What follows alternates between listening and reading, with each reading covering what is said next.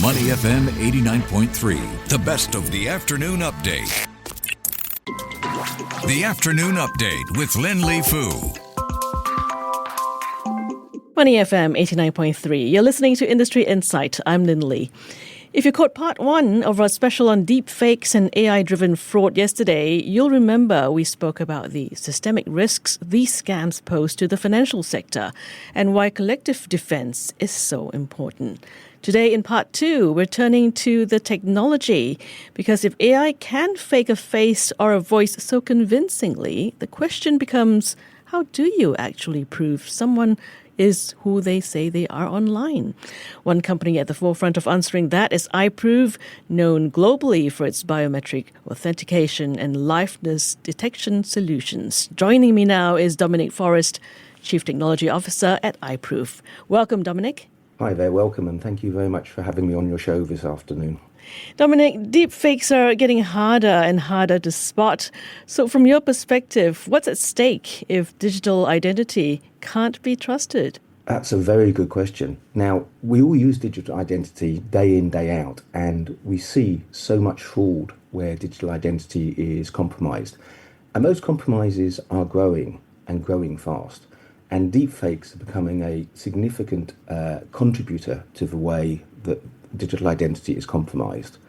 We've seen so many scams around the world, including, unfortunately, in Singapore, where deepfakes have been used to impersonate people. And actually, as a result of that, money has been lost, both by citizens, but also by companies. You know it's become a problem when not only the Singapore police force, but also MAS and the Cybersecurity Agency in Singapore have all issued warnings about deepfakes. So the question is, can you protect against deepfakes? And I think, fortunately for all of us, given how reliant we are on digital identity, the answer is absolutely yes, you can. However, that is not a trivial task to do. If you think about it, all of our computers we use day in, day out, have been attacked for years. We've talked about viruses, we've talked about Trojans, and they all have endpoint protection software on them, which is designed to protect them. And the threat they're protecting against, that software is protecting against, is ever evolving and growing very, very fast. That is very, very similar to the challenge with deepfakes, where the techniques used to create them are changing very, very fast. So what you can't have is a piece of static software. Much like the endpoint protection on your computer, the protection against deepfakes has to be done by a service, something that is updated on a weekly, daily, hourly basis to protect against latest techniques. And to put some context on this, I think the first time I ever saw a deepfake, which I couldn't tell the difference of by eye, was in December 2020. And I was fairly shocked because I'd spent the previous decade of my life looking at faces and trying to understand real faces from faked faces. But then, at least back then, it was, that was hard to do. It took vast amounts of computing power, and you needed some exceptionally talented people in the area to do it. These days, there are plenty of softwares people can just download and run on any home gaming PC and create real-time deepfakes, which you cannot tell the difference by eye. For example, we track over 130 separate software products that create just face swaps, which is just one type of deepfake. Wow. It's scary that deepfakes are, turning identity fraud into a mainstream risk there. And it really hits home for people because it's not some abstract cyber attack. It's our money, our records, our identity. And you're saying that even biometrics, which are supposed to keep us safe, they are being targeted too. Absolutely. Biometrics are being targeted. And so there are really three things you have to do when you're using biometric technology. First, is it the right person? Is the face on the far end of the video call, whether that's a Zoom call, whether this is a authentication session with your bank or with a government entity, or if it's just, a FaceTime with somebody who you're talking to, is that the right person? Does it match? Does it look like the right person? And that's what deepfakes can cause to fail and can attack. They can I can sit on a video call and look like somebody else, such that the person at the far end can't tell the difference. And that's scary. Fortunately, there are two more things you have to do. Is it a real person? And is that real person there right now? And that's what liveness detection does. So strong liveness detection, as supplied by iProov, can tell the difference between a deepfake, tell the difference between some sort of synthetic object as well, and tell the difference between imagery that's been manipulated and imagery that is actually of a genuine person. And it can also tell if that imagery has been copied. So maybe it was the real person. Maybe I did an authentication session and somehow an attacker has got a copy of that video from that authentication session. You need to make very, very sure that video session cannot be replayed at a later date and actually used, therefore, to authenticate as me when it's not me. So that's where their right now part comes from. Dominic, for those who aren't familiar, how does it work? Because liveness detection, it's supposed to make sure that there's a real live person in front of the camera, but it's less about who you are and more about proving you're really there. So how does it work? You're absolutely right. And if you think about this, we're doing this remotely. We're doing this on the end of a mobile phone or the end of a computer browser. So all the data you can use, there's not much to go on. A mobile phone's got a screen, it's got a microphone, it's got a loudspeaker, it's maybe got some motion sensors, and that's about it in terms of the tools you can use on the mobile phone. Mm-hmm.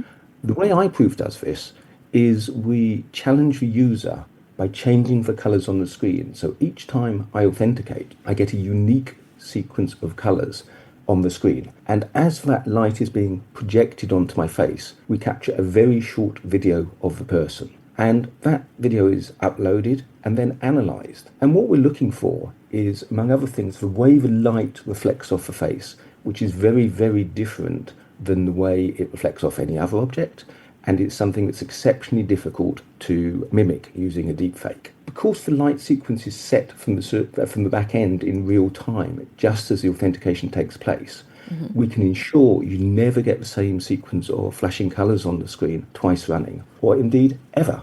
What that means is that video, if it's reused at a later date, or if somebody takes that video and then tries to deepfake their own face on top of it, the colour sequence will be wrong. Okay. The other way they can try to attack it is actually to be the real human being sitting in front of the camera and to swap their face. So to overlay the face of the victim on top of their real face.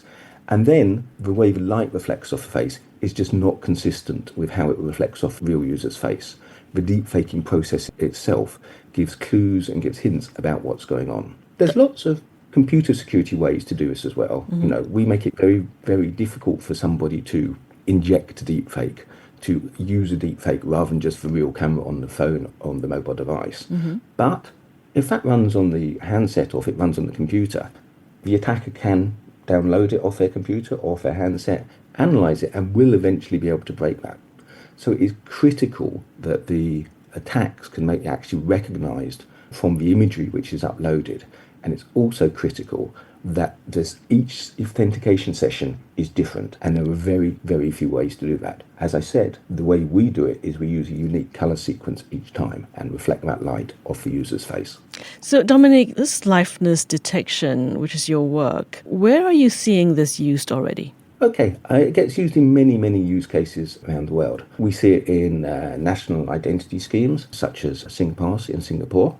We see it being used by many commercial entities for where they need to accurately identify a user remotely. So this could be when you're opening a bank account, or indeed if you're an existing customer and making a large payment. The place which is growing and growing fast, though, is actually in people's day-to-day work, where you need to authenticate yourselves to your employer. And identity theft is a major problem for employers as well as for us as citizens. There's one very famous example. A single compromised account for MGM in Las Vegas ended up costing him over $100 million. Wow. Because that's US dollars. That's because the attacker managed to take over the account of a single individual who was an administrator, and they got a lot of power out of that account. So, the cost of that can be exceptionally high. There's another well-known case actually in Hong Kong where the attackers actually deepfaked the members of the company's board. And as a result of that, the CFO transferred over 10 million US dollars to the attacker's account because he thought he was talking to his CEO and his board. But actually, they were all deepfakes. Wow. But let's be honest, most of us want security that doesn't slow us down. How do you balance strong protection with a smooth user experience? You're absolutely correct. Not only must it not slow us down, it has to work for everybody to be usable. There's no point it working for 80% or 90% of the population. There's no point it working just on the latest iPhone or on the latest Android handsets. It has to work for all types of people, and it has to work across the entire range of devices. So if you look at the iProov solution, which many people in Singapore will have used, then what we do is we record a video which is about 2.5 seconds long. And those 2.5 seconds actually can offer a vast strength of protection. Interestingly, we did some testing a number of years ago with a much shorter authentication period, and some of the feedback we got from users said that they were concerned about how quick the process was because it didn't feel reassuring enough. And that session, that ceremony, as you go through flashing colours and then get the result, actually does inspire confidence that actual, real, hard security is going on, which it is. Well, to me, I think the best security is one that people don't even notice, without adding any friction. Absolutely. And, that is the intention. We want people really not to remember they did it. We've had a number of user experience studies where, people after going through a process have done it and it's sort of on flashing lights. What flashing lights?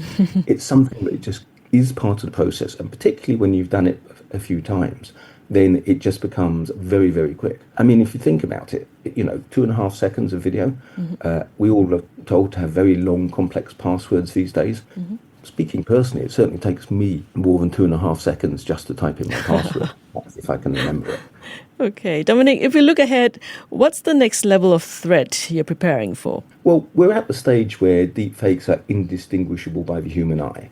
And what we're actually in now is an arms race, because the quality of them is getting better. Not every month, not every year, but week in week we see new tools, new techniques, and new types of ways to generate these deepfakes that are more realistic. And so what we have to do, and what the challenge is staying ahead of the attackers. The way iProov deals with this is we just learn lots from the attacks. So as the attackers are doing it, we can analyze those videos, we can see the techniques they're using, we can replicate them themselves, and the systems can then learn after we've replicated them. But all the attacker is doing is getting a pass or fail result. They have no idea if they're doing a good job or a bad job.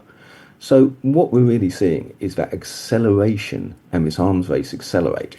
And what we have to do is make sure that we have the techniques, the people, and the process to stay ahead of that arms race. So much as the same way as 10 or 20 years ago, antivirus programs used to get probably updated once a month, then once a week, and then once a day. Now it's far more frequent. This is exactly the same in deepfakes. So I'm afraid to say that the day of using just static software, which you can take and install to protect against deepfakes, is well past us. These days, the only way to protect against deepfakes is to use a service and use somebody who's, that's being updated many times a week to protect against them. And it's that acceleration of the attack that's the key thing at the moment. It sounds like we're in a sci-fi movie these days. And, and also sounds like biometrics and liveness checks will become the default for everything we do online. Well, I'm obviously biased in answering that question. But, at the end of the day, when you're trying to authenticate, what are you trying to authenticate? Are you trying to authenticate, the handset? Is it the right handset or a set of credentials? Is it the credentials? No. You want to know it's the right person that you're interacting with. So if those credentials have been compromised, maybe the help desk has actually reset a password for somebody and actually it wasn't the real person, it's given it to the attacker. You want to know it's the right person making use of those credentials, not that it's the right set of credentials. You want to know it's the right person that's got that mobile handset, not that it's perhaps been stolen or compromised and the attacker is making use of it. And fundamentally, that comes back to being the right human being, and biometrics are the only way to solve that problem. Dominic, you're a chief technology officer. So from your perspective, how do we rebuild and maintain trust in digital identity? I think firstly, it's very dependent upon the government organisations, so people like CSA and MAS in Singapore, to give good guidance to organisations and to us as individuals. And we're very fortunate that in Singapore, that guidance is there and it's very good. That is unfortunately not equal in every country around the world. Secondly, if you're sitting in a company, you're responsible for security, you're responsible for identity in the company, then you need to treat deepfakes as a threat the same as you do many other threats. But understand that this is a very, very fast-moving world. Because what we will see is the organizations that have the protection in, the systems, the national identity schemes that have strong protection in, are very, very secure. Those that don't, it's not if there will be a problem, it's when. So, unfortunately for all of us, that will happen. So if the professionals, the government organisations, the people running the identity schemes, whether they're government identity schemes or the identity schemes for companies, put the protections in place, then we, as users of those schemes, know we're safe. It can't be down to the end user to be able to protect themselves against a deepfake. I've been looking at manipulated imagery of faces, which is what deepfakes are, since 2013, and I just know I can't tell the difference anymore. I think a recent study in Singapore, 80% of people, this was a study by the cybersecurity agency, 80% of people believed they could spot a deepfake, but on testing, actually 25% actually could tell a deepfake. Now, I'll be honest, I'm surprised it was as high as 25%. Very similar study from iProov, but this was a global study. One of the things we were very surprised by was that even when people had failed to spot deepfakes and been shown they'd failed to spot them, 60% of people still remained overly confident they could detect them. So, it isn't something the end user can do. This has to be done by the identity schemes. It has to be done by the businesses, the companies, the banks, to look after us as citizens.